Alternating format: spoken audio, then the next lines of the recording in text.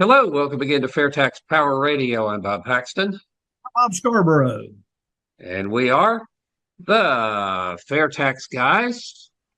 Hey, buddy. You've got a new light there, don't you? Yeah, I do. It's like being on the sun. Yeah, I can tell. I can see it in your glasses, but that's all right. They see the reflection of my computer monitor in my glasses, so oh, that's cheating. You can't pull them up like that. You can't see. Right. You got that right. For those Oh, of you listening on audio, uh, we're talking about studio lighting, and I've come up with this new light that makes it appear that I'm on the sun, at least maybe a mile or two away. yeah. How hot is it in there? Oh, yeah, let me tell you, hot as you'd think the sun would always be. Okay, well, I tell you what, let's get cranking here on FairTex Power Radio, and as we always do, fire starter time. Rub your hands together. But I tell you, the Congress critters have been busy this past couple of weeks here at up there in Washington D.C., and we at FairTex Power Radio will be keeping an eye on them as to what they're trying to do to the tax code so that you may be more educated on what they're trying to do behind your back, but we're going to shine the light on what they're up to. And Yeah. we will start. Did you get all that? Here we go. Let's start with HR 3019. This is to amend the Internal Revenue Code to establish new community benefit standards for tax exempt hospital organizations and for other purposes. Wow, you can't have a tax code without that, can you? I never really noticed that it wasn't there, but now that it's there, it does seem like yeah. What Well, you it says to establish new community benefit standards, which kind of implies that there are old community benefit standards already in the tax code. And the Representative Victoria Sparks of Indiana 5 is trying to establish some new ones. Isn't that cool? Yeah, we love it. Nice. Uh, all right, let's move on here. HR 3010. This is to amend the Internal Revenue Code to deny the deduction for advertising and promotional expenses for certain drugs. That's from your neck of the woods there, Representative Greg Murphy, North Carolina 3. Yes, thank you, Greg. Well, you cannot turn on the television without seeing advertisements for prescription drugs, which I think is kind of crazy anyway. You know, if you've got a condition that one of those things will treat, your doctor should know about that already. And the drug company shouldn't be advertising their product. Hey, run ask your doctor if you can have this. So it's kind of crazy that that happens. So I see where this is coming from. They're going to say, all right, y'all, if you're going to be advertising like that, especially on television, we're just not going to let you deduct what it costs you to do that as a promotional expense if you're pitching certain drugs. I don't have any text here, so I don't know which ones are involved. But that's you got to get the tax code involved in that, don't you? Well, but yes, but why? And then you look at from the perspective of a broadcaster, either radio or television, or even cable or the over-the-top services that provide streaming. They provide advertisements there. So then you think, okay, well, what happens when it becomes less of an incentive for the provider of the medication to advertise it because they can't deduct it? You know, you might get a few fewer dollars up there at the radio station. We don't run any directly. Fortunately, I didn't think you did. I've listened to the internet stream there some, and I have yet to hear a commercial, drug advertisement on WTOB there. Well, right, unless it comes from a network advertisement, and that's the challenge, I think, for not to get way off into the weeds. But you look at television these days, and every commercial, just about, it's either going to be a car dealer, or it's going to be some sort of medication that's going to improve the quality of your life, supposedly. Actually, And it's going to improve the bottom line of the pharmaceutical company is what they're doing. right, and the advertisement is going to give the TV or radio station some income too. So my question is, what do they do if this particular endeavor in the tax code comes to fruition to a point where the advertiser, the drug company, can't do it, or it's not as big of an incentive for them to do it because of the removal of the ability to expense it. So what are the TV stations going to do when they lose that revenue? I guess probably the same thing they did when they banned cigarette advertising on television as well. I'm old enough to remember that. Okay, let's scoot on here. HR 2994 is our next contestant on FAIRtax Power Radio to amend the Internal Revenue Code to enhance the child and dependent care tax credit and make the credit fully refundable for certain taxpayers. Thank you, Representative Danny Davis of Illinois. Yay! More tax credits. Tax credits. I tell you what, I still would love to be able to come up with a definitive number on how many different tax credits there are in the tax code. And I think we asked that a while back. I think Gaver came up with like 250 or something like that. That seems a bit low, but I don't know. I'm not sure it's even possible to figure out exactly how many tax credits are in the tax code, because there's every week here on FAIRtax Power Radio, when we look at what the Congress critters are up to, we find bills that have to do with introducing new tax credits or changing tax credits or something else. And all of that goes away with a fair tax. You just right. Pull all this stuff out by the roots. Quit giving some people credits that others don't get. Treat everybody the same, and let's just go with a fair tax. Okay, HR 2982 is the next one. This is to amend the Internal Revenue Code to modify the application of the sourcing rules for digital asset income for Puerto Rican residents. Why do you modify the entire tax code when you've got such a little narrow audience there that you're shooting at? To modify the application of the sourcing rules for digital asset income, which again applies that there are sourcing rules for digital asset income for Puerto Rican residents somewhere in the tax code because they want to change them. That is just, more craziness, reasons we need to pull this whole thing out by the roots and replace it with a fair tax. Absolutely. And that's the reason, folks, that we do this every week when we have an opportunity to expose just some of the common occurrences that our legislators are using the tax code to initiate legislation in Washington. And it makes it more complex. And let's just get rid of it. It's just time to do that. Time to get rid of it. Yes, and I will bet you 15,000 quatloos that there is a lobbyist behind just about every one of these.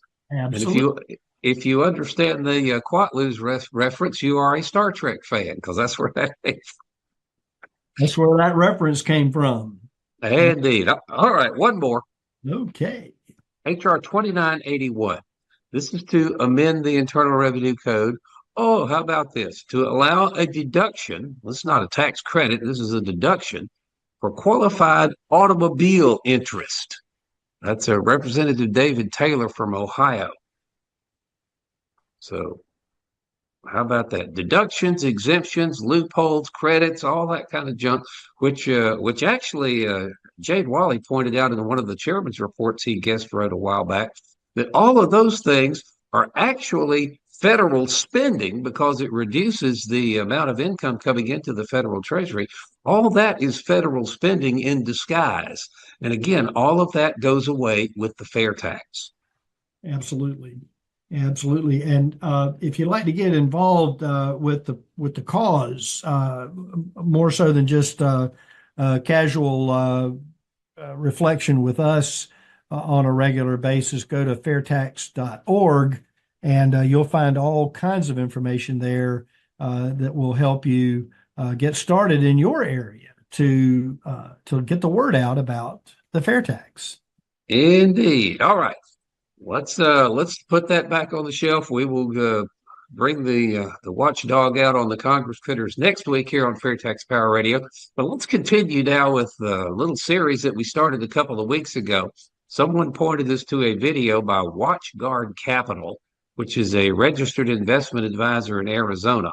And this guy had put up a very well-produced, I'll give him credit for that, a very well-produced video on why the fair tax fails. And he gave us his top 10 reasons for opposing the fair tax. We've gone through the first 5 here in the last couple of episodes of FAIRtax Power Radio. So we will pick up this week with number 6, and it will probably take us this one and one more, get through the entire list here. But this point number 6 of why the WatchGuard Capital guy thinks the fair tax is a bad idea. The fair tax amounts to double taxation on everyone who has retirement savings. Now, we have heard that over and over and over again. It sounds logical on the surface, but it's just doesn't hold up when you examine what's really going on here. It's just simply not the case. Now, again, you like to think most people making this claim, they're either honestly ignorant of what the entire picture looks like with the income tax, but I'm sure there's some willful dishonesty here on this point as well. But the argument goes that people pay income tax when they earn their money, and then the fair tax would tax that money a second time when it's withdrawn from a retirement account and spent. Now, there are really 2 problems here. This is a 2-pronged argument. First argument is that all of the money that is in a retirement account has been taxed already. And the second argument is that the fair tax will tax it a second time and the income tax won't. So why don't you go ahead and dig into the first part of this particular argument and explain why it doesn't hold up? Well, as you said, not all money in a retirement account has been taxed already. We know that to be true. Many people have tax-deferred retirement accounts that are funded with pre-tax dollars. Traditional IRAs, a 401k, a 401(b) account, for example. None of the money in those accounts has been taxed the first time. Roth IRAs are funded with money that's already been taxed, but not all the money in a Roth IRA has been taxed either. Current tax law says that the investment return on a Roth IRA is not taxable. Current law says that. So even those with a Roth IRA have money in their retirement account that has not been taxed already. Also, people who have invested their retirement savings in stocks, bonds, real estate, precious metals, or some other capital asset have money that has not yet been taxed. The capital gains on those assets are not taxed until the asset is sold. Many retirees have untaxed money in their brokerage accounts or sitting in their safe deposit boxes. So, for the first part of this double taxation scenario, does not hold up. There are a lot of retirement dollars stashed away that have not been taxed a first time. Yep, that's true. And people who have their stocks and bonds and capital asset investments, that's kind of like the Roth IRA. Of course, you buy those things with after-tax dollars, but then the appreciation in value is not taxed until you sell it. So it really doesn't matter. You can have a traditional IRA or a 401k or something like that. Your entire nest egg has not been taxed yet. But if you use the Roth IRA way, or you've got investments in capital assets, you still, even though not 100% of your money hasn't been taxed already, there's still a good bit of money there that has not been taxed already. So you can't make the argument, hey, it's double taxation, when the first taxation hasn't taken place yet for a lot of people. There are a bunch of dollars, retirement dollars stashed away again that have not been taxed the first time. But again, this is another one of these cases where you have to compare the fair tax to the income tax. If you're going to say that the fair tax is double taxation when you withdraw this money, then you have to prove that the income tax doesn't double tax that money. So again, but the problem is the income tax does do the same kind of double taxation that the fair tax does, because it is just, and actually with the income tax, it's worse. Because the income tax does indeed tax money that you withdraw from your retirement savings and spend it. It just does it in a really, really sneaky way that you're not aware of. That's crazy. We mentioned this earlier when we were addressing the idea of the fair tax increasing prices by 23%. Remember, the fair tax replaces the embedded costs of the income tax system. These are hidden in the prices of everything we buy. Now, to envision this, understand that under the income tax, the money you pay for a haircut, something I don't do a whole lot of, but I do every now and then, that is taxable income to the barber. The money you pay for the annual wellness visit, that's taxable income to your doctor. If you buy a car, new car, used car, doesn't matter, that's taxable income to the dealership. The money you pay for a bottle of aspirin, for crying out loud, that's taxable income to whoever you buy it from. So in every case, whenever you buy something, be it a product or a service, either way, a portion of what you pay for that product or service ends up at the IRS as the seller's income tax. Okay, and another portion of what you pay for that product or service ends up in the pocket of somebody's accountant or tax attorney. So the cost of somebody else's income tax and their compliance costs with that system, all of that is being passed on to you in the price of everything you buy. You're not aware of it. You don't see it. It's not on your receipt, but it's there and you're paying it nonetheless. So either way you slice it, both with the income tax or the fair tax, a portion of what you pay for a product or service ends up in Uncle Sam's hands. The difference is with the fair tax, you see it. It's there on your receipt. You know exactly how much you've paid. With the income tax, it's hidden from you, but you are paying it nonetheless. That is just absolutely nuts. And there's one more little point here. I'll go ahead and let you finish this up. Well, you have to consider the case where you withdraw a previously untaxed dollar from your IRA and spend it. First, let's look at what happens with the income tax. When you withdraw that previously untaxed dollar, it becomes taxable income and you pay income tax on it. Then when you spend it, as we've shown, you're paying tax again, albeit a portion of someone else's, double taxation. So the sales tax or the amount of the product, the cost, the business owner is including his expense tax in the cost that you pay. So that's double taxation. So with the fair tax, you withdraw that previously untaxed dollar tax-free. You only pay the fair tax on it when you spend it. Let me say that again. You only pay the fair tax on something that you buy when you spend the money. So the income tax system taxes that dollar twice, the fair tax only once. The double taxation argument against the fair tax is completely bogus. Mercy. But people continue to insist on making that argument. And we hear that all the time out here in the field when we're trying to talk to people about the fair tax. I saw something on social media the other day about the fair tax. Well, you're going to tax my retirement savings again.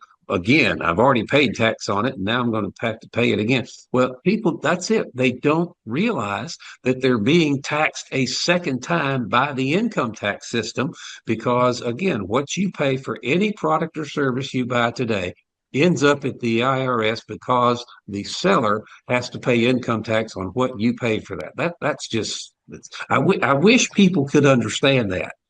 I don't know how we can make that any more clear, but that's just the economic reality of it. Let's move on. Point number 7.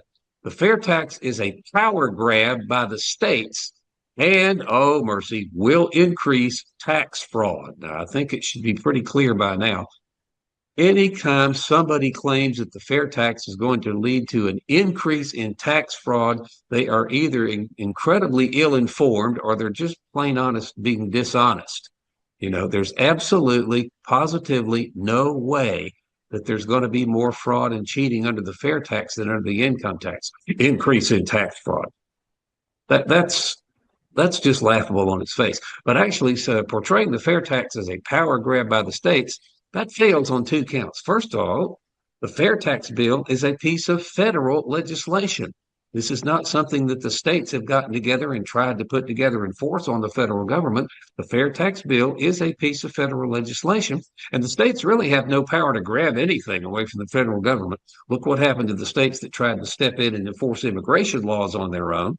The feds quickly assert, yeah, the feds quick. That's not our fight, but we'll note that the feds quickly asserted their authority to deal with that matter and said, states, you can't do that. So no state is going to be able to grab anything away from the federal government that the federal government doesn't want to give up. Now, I live in Florida here. Several years ago, Florida passed a memorial. The Florida legislature passed a memorial, which is really kind of a resolution in support of the fair tax, urging Congress and the president at the federal level to adopt the fair tax, but there's no legal force behind that. Florida can't grab the power to collect federal taxes away from the federal government. And the same kind of memorial just recently passed in Tennessee as well. So the states can tell the federal government, hey, we'd like you to do this, but they can't make them do it if they don't want to. They can just basically make the statement and in support of or urging or at least an advice given. And that's about it. That's about the only teeth that has is, just making the statement. Yeah, well, I think what's coming where this WatchGuard Capital guy is coming from is the fact that the states are going to collect the fair tax, not the federal. There will not be a collection mechanism at the federal level to collect the fair tax. But there's a perfectly good reason for that. If you would like to get into it, please, sir. Well, the idea of having the states collect the fair tax and remit it to the federal government is one of simple practicality. The economists who designed the fair tax saw that there was no need to reinvent the wheel. What are we talking about? 45 of the 50 states already collect a sales tax at the state level, state sales tax. Those state revenue departments already have sophisticated tools that they use to monitor their collections and detect fraud. Retailers already have a point of sale in the software, the cash register that's designed to calculate the tax due on every purchase and to keep track of how much has been collected. The software is currently available in all 50 states. Modifying the software to include the fair tax would be cheap and easy, and it already happens for people that have like NCR cash registers or whatever the name of the actual service is. So that's already happening. There's no reason to design and build something brand new, a parallel system, if you will, to administer and enforce a fair tax at the federal level when those capabilities already existed in the states. No power grab there, just a practical use of an already existing system. And the states get a small portion of the tax to essentially help them bring about the reporting of the fair tax to the state and then from the state onto the federal government. Yeah, but this point that says that the fair tax is a power grab by the states, I mean, that sounds like the fellow who's making that point is really grasping at straws, trying to come up with a reason to oppose the fair tax. As anybody knows, or anybody should know, the states do not have the power to grab anything away from the federal government. They can try, but right. To date, I cannot think of a single example where a state was able to impose its will on the federal government. Now, maybe if we can get this, this maybe getting off in the weeds here a little bit, if we can ever convene an Article 5 convention of states, then that is the way that is provided for in the Constitution, that the states can rein in a runaway federal government.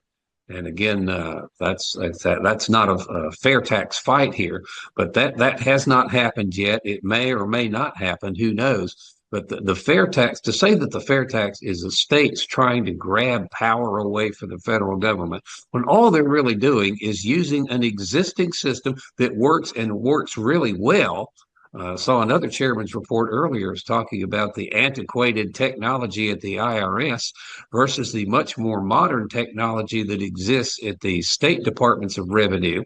And so if you had the fair tax and the states collecting it, you'd be dealing with a much more efficient system. We wouldn't have this DOS 3.1 that they're still playing with up there. So again, it is not a power grab by the states. It will certainly not increase tax fraud, and there's absolutely positively no way that the fair tax is double taxation of retirement savings. That's just not the case at all. So let's see. We got a couple of minutes left. We don't have quite enough time left to go into the last 3 points here on this gentleman's list. So we will reserve that for next week here on Fair Tax Power Radio. But if you have not seen the previous versions here, we urge you to go to the FAIRtax Guys YouTube channel, go back into the live section, and dig up the previous streams of the previous programs where we go through reasons 1 through 5. And 6 and 7 today. We'll do 8, 9, and 10 next week here on FAIRtax Power Radio. But it's still amazing to me how much misinformation, disinformation, and again, whether it's rooted in just honest ignorance, they don't know what the fair tax is all about, or people are actually being flagrantly dishonest about the fair tax. How much of that stuff is still out there that we as fair tax volunteers are having to address? In fact, it would be interesting if anybody would like to write us at thefairtaxguys@gmail.com, and let's see if we can detail some of the arguments that people are still making against the fair tax that are just have no merit whatsoever. And I think these 10 are a pretty good representation of that. It's a very well thought out argument against the fair tax, and of course we have the ability to use our understanding and the facts of the fair tax, which has been researched for many years, decades even, and even today it hasn't been changed that much. It still has benefit that was in the original intent when it was created back in the 90s. And we know that it takes a minute sometimes for government to change and people's understanding and education of the fair tax and other points that would help bring our country into a more efficient operation. We know that it takes time for these things to materialize and get to a point where the general population, the majority of the people in the country will go, that really does make sense. And I think we're finding more people asking those key questions as opposed to just a cursory overview of what the fair tax is and the benefits of it. Well, again, I would point people to the FAQ at fairtax.org. There is a lot of this good information there, questions about how the fair tax would impact various different things. So if you go to fairtax.org, just read through the FAQ, and that will give you a pretty good education on the basics of the fair tax, how that is. But that's going to wrap up this edition of Fair Tax Power Radio. We're a slap out of time again. Thank you so much for watching, listening, and sharing the videos. Again, we would invite you to be back with us same time, same station next week for the next edition of Fair Tax Power Radio. Until we meet again, I'm Bob Paxton. I'm Bob Scarborough. And we are the Fair Tax Guys, reminding you the fair tax is the only truly fair tax. And once you understand it, you will demand it. So what would you do for her? Well, we've got several programs that will help her. We just need to find out how much she makes. But the good news is, the less she does, the more we can help. Yeah. If I may, with the fair tax, we wouldn't even tax her income. So the more she makes, the more she has. But still, a consumption tax could eat up a lot of her income. Which is why at the beginning of every month, we're actually going to give back all that she pays in taxes on basic necessities. You're going to give her back her taxes? Every month, on everything taxed on basic necessities. But we're also going to give it back to you and to every American citizen. Why? Well, we believe taxes should be fair.